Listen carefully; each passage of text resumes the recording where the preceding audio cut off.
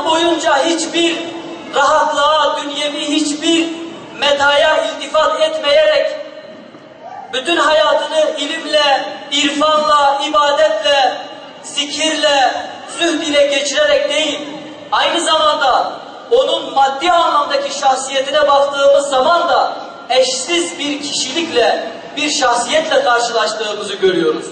Bir sayfayı alıp bir kez bakmak suretiyle adeta o sayfanın fotokopisini, fotoğrafını çekercesine onu ezberden tekrarlayabilecek müthiş bir kabiliyetle karşı karşıya olduğumuzu görüyoruz. Değerli kardeşlerim, Hazreti Peygamber Aleyhissalatu Vesselam'ın sahih bir hadis-i şerifi var. Sahih bir hadis-i şerif. İnne Allahe yeb'asu li hâzihil ummeh ala ra'si kulli mi'ati senetin men yüceddidu leha dînâ. Allah Celle Celaluhu her 100 sene başında, her asırda bu dini tecdid eden, muazzez İslam dinini, İslam yolunu, İslam mesajını yenileyen bir müceddit veya mücedditler veya tecdit vazifesi gönderenler, tecdit vazifesi gören halkalar, manevi şahsiyetler gönderiyor değerli kardeşlerim.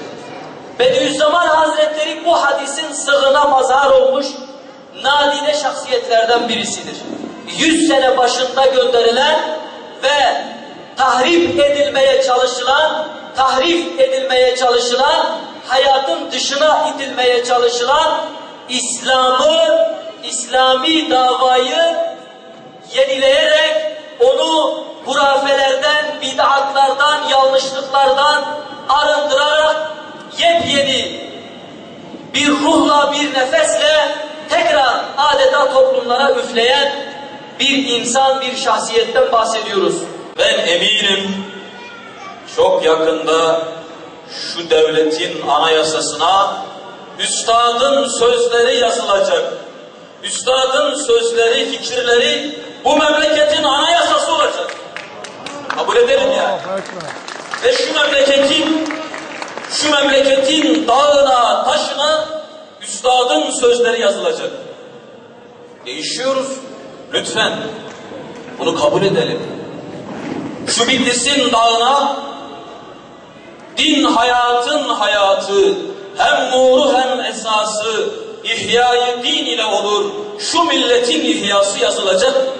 Yazılmalı ya. Yazılmalı. Okullarımızın adı niye Said Nursi Okulu olmasın?